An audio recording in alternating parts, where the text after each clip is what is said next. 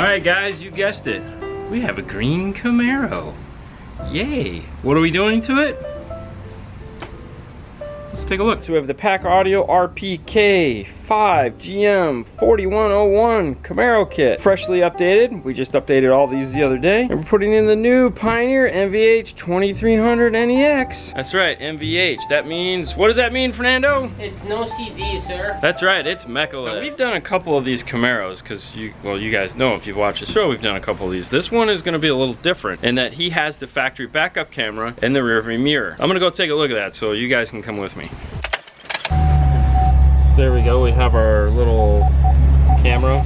Now we've mentioned it before, GM cameras only come on when the car is running and you put it in reverse. He's not going to be able to have the cool feature, you know, the cool viewing feature, but he does want to move it from that top screen down to the bottom. Now the one thing I can tell you about GM cameras, typically look like crap when they're on bigger screens. Fernando, are you ready? I'm ready. Let's get started on the Synergy Green Camaro. First thing we want to do, of course, is get the factory radio out so that we can build the air conditioning controls into the new kit. And then we're going to, well, you'll see. There's no reason for me to tell you. Let's just get to it.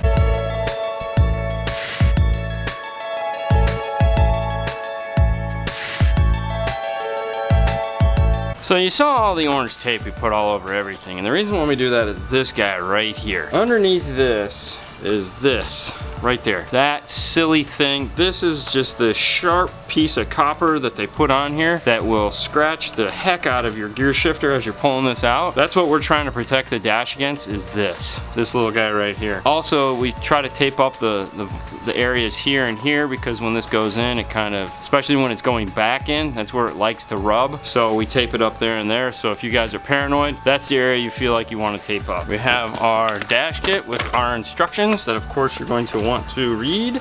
Now I will tell you, anytime you're going to do one of these big dash kits like this, or any pack module for that matter, go ahead and check their download section and make sure your product is up to date. They constantly update these things when they find flaws or when car manufacturers do things that they're not used to. And of course, save all your bags because you'll want them to put your factory stuff back in. Now if you guys have never seen it, you get the kit, you get 2 big harnesses, you get a pocket in case you're going to put a single din in. Inside that is some spacers depending on which radio you have, so don't just throw out the pocket. Of course, the mounting brackets for the radio. Well, let's take a look at these bags real quick because I need to get some of these parts over to Fernando. Inside bag number 1, you have the module. Now this is a standard pack module in that it has steering wheel controls located here on the side. This is what's going to tell it what kind of radio you're putting in. If you open up the instruction manual and go to page 5, you'll see right here we're doing a Pioneer, so we need to rotate that dial to number 7. Now once you've done that, you're safe to remove this piece of tape. We get a bag here. This is the rear auxiliary retention cable. This is going to plug into the factory aux in the back. We have this harness here. If the backup camera was coming into the factory radio, we would have been able to use this to retain it. In bag number 2, we have the amplified antenna adapter. We also get the USB extension. So what this is going to allow us to do is retain the factory USB jack. They go over in the instructions and they specifically tell you what side of the car to run it down. You're going to want to do it down the driver's side of the car, center console, not the passenger side of the center console because of the emergency brake. Next, we have the chime module. This is the thing that's going to ding. The speaker's no longer going to ding. This thing is going to ding. We have the air conditioning control adapter. This is going to allow us to retain the factory air conditioning controls. We have the harness that goes in the car along with the harness that goes to the radio as well as the steering wheel controls. If you really want to get in depth on this, we do have a video that is just on putting the radio in. So if you feel like you missed something on this, no big deal. It's in the how to install radio playlist. Today we're going to concentrate on getting that silly little screen camera down into this guy. Back to the car. For the next step, we're going to remove this centerpiece so we can have access to the backup camera wire.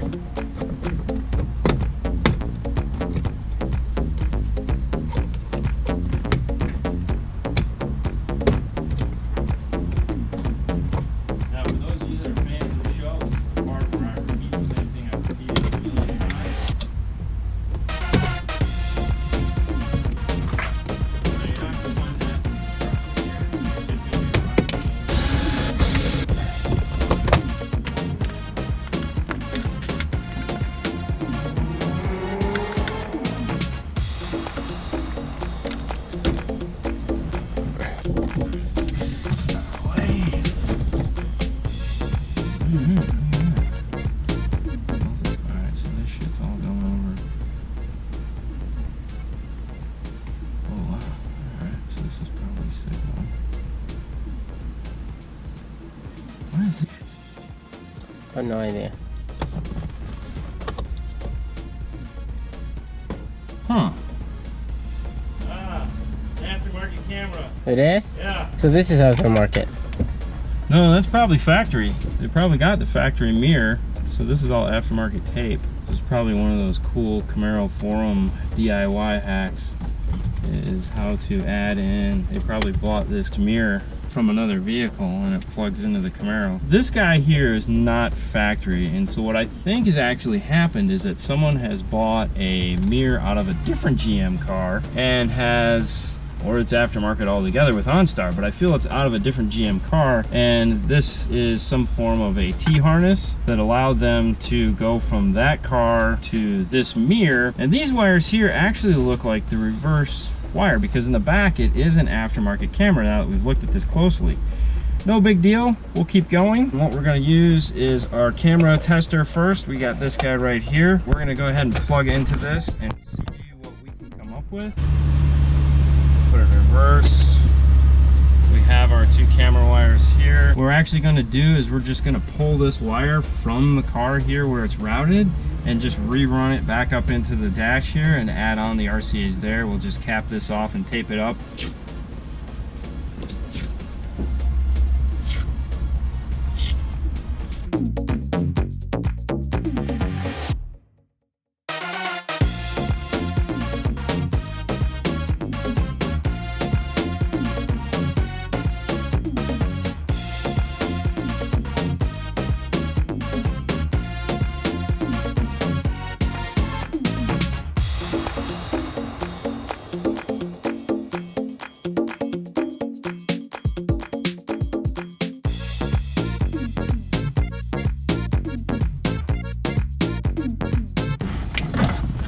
All right, so it's that time. We're gonna go ahead and plug this guy in. Now what we wanna do is test the camera. So we're gonna get our everything here plugged in. Go ahead and go through the setup here. Settings, camera input on, X out of there. We'll come in here and we'll just go to the camera view. And there we go, we have the image. This is gonna work great because he's gonna be able to have this feature that we were thinking he wasn't gonna be able to have, which is the ability to turn on the camera when it's not in reverse. All right, we'll go ahead and X out of that. So that was the one thing we were really concerned with, was the backup camera. So now we know it works. We're gonna go ahead and turn the key back off, get everything else plugged in, and we'll go ahead and do further testing.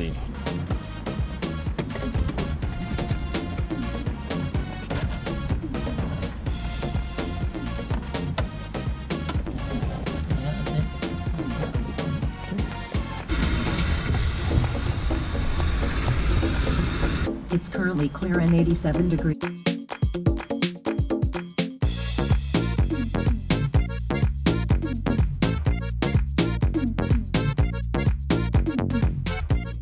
All right, so this bad boy is done. I'm really bummed about this car because mine's silver and they came out with this green after I bought mine. I really like this green. Really? I know most of you are gonna be like, something about this color, I really wanted it. It's a bummer. All right, huh? It's like a lemon. It's a lime. Anyways, this one is done. Who knew, right? Backup camera, go figure. Like we always say, on to the next one. So what we have here now is a Toyota that has an old Pioneer 2400 in it. And the reason why it's in is because they say it doesn't work. It actually works, and let me show you how I know this. They have a CD. This is called a compact disc. If you're unfamiliar with that, this is violin school, but it's what they had. When we go ahead and insert it into the unit, we can hear the volume, which is not common if this was dead, and there you go. So the unit actually works. So what has happened is the screen has died. This is a 2400, so I mean, this is 6 years old, so it's gonna happen. So today we're gonna go ahead and pull this out, and we're going to replace it with the MVH AV 2900 BT. Now, even though they do have a CD in the car, or in the owner, he didn't even know it was in there. No one has taken violin lessons in quite a while, so they're not real worried about it. They just need to get it back in there because this has a backup camera. They want backup, they want Bluetooth. At the end of the day, that's what that radio was made for. We're gonna get this radio out, get that new radio in. Let's get started.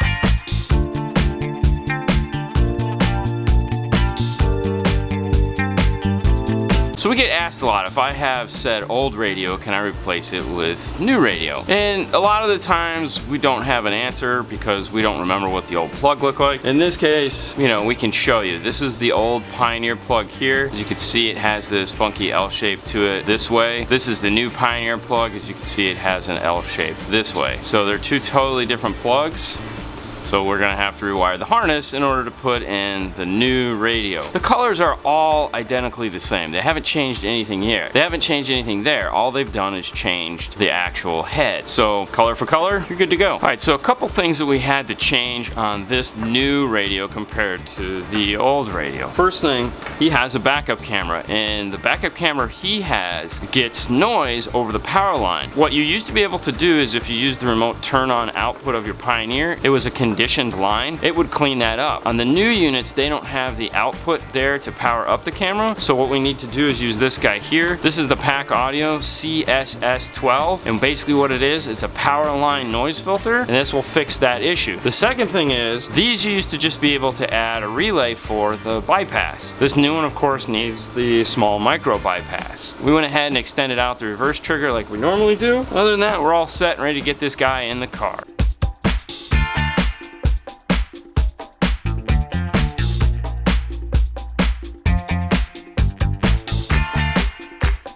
So we got a nice new radio in here. Now what we want to do is go through the menu and set it up for backup camera. Let's go ahead and put it in reverse.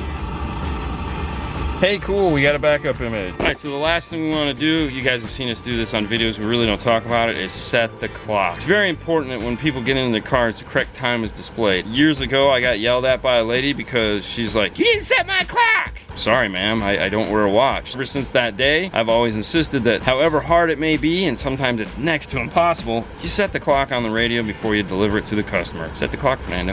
What are you doing? I'm watching. It's watching TV. All right, so the clock is set. This car is done and ready to be delivered to the customer. How exciting. On to the next one. So on this one, we have a fun one. We have a Toyota Tacoma. Tacoma. Why would you have two trucks and make them both start with T's? Tundras and Tacomas. I mean, come on, seriously? Help us out here.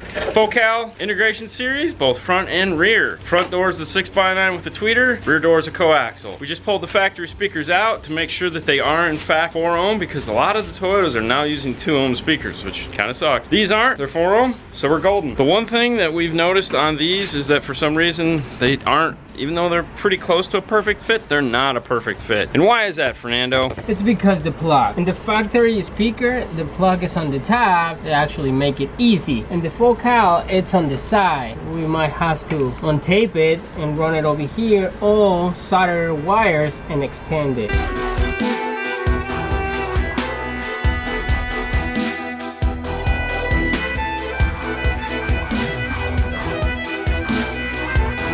So like he said, this is the factory plug here. The focal plug is on the end. But other than that, it is a perfect fit. Here's the back of the speaker. Now let's take a look at the rear doors. So here's the factory rear speaker. Look at that thing. I mean, wow, holy jeez. And here's the focal upgrade.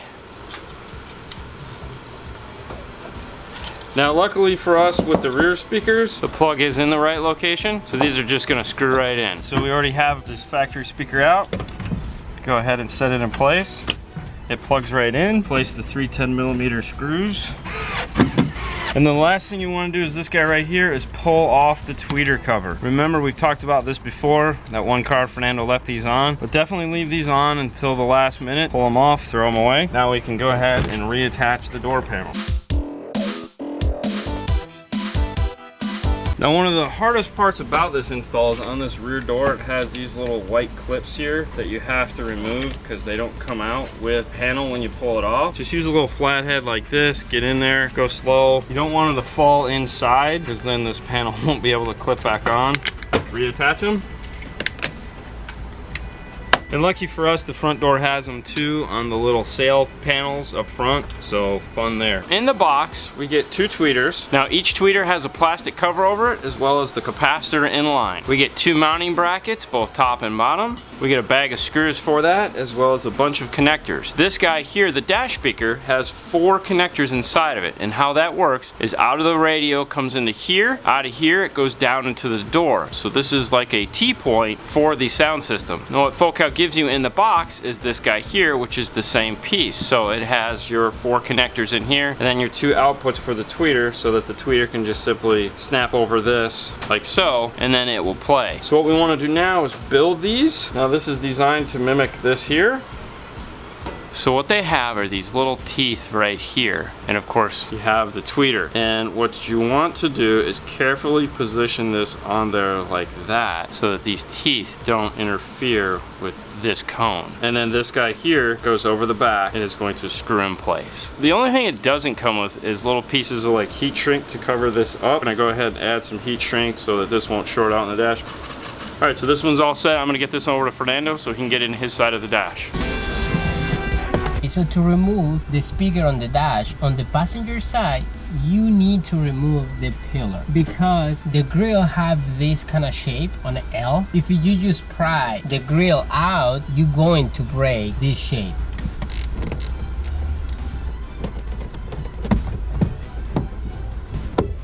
All right, so it's done, it's in. All we have to do now is take a listen, make sure all the speakers are playing, and make sure it sounds pretty good. All right, so first thing we wanna do is make sure all the speakers are making sound. They're all making sound. Let's go ahead and take a listen to it. All right, so I'm here to tell you, if any of you guys are on the fence on whether or not you should go with these Focal speakers, get off the fence and just go ahead and get them. They sound incredible. The bass response is silly. Oh my God, is it silly. Amazing, yeah. It will definitely improve the high frequency response. That tweeter up in the dash is superb. So that's it. This one's done. Until next one. Gotta love these. Have a nice night. We'll see you next time. Bye. Bye.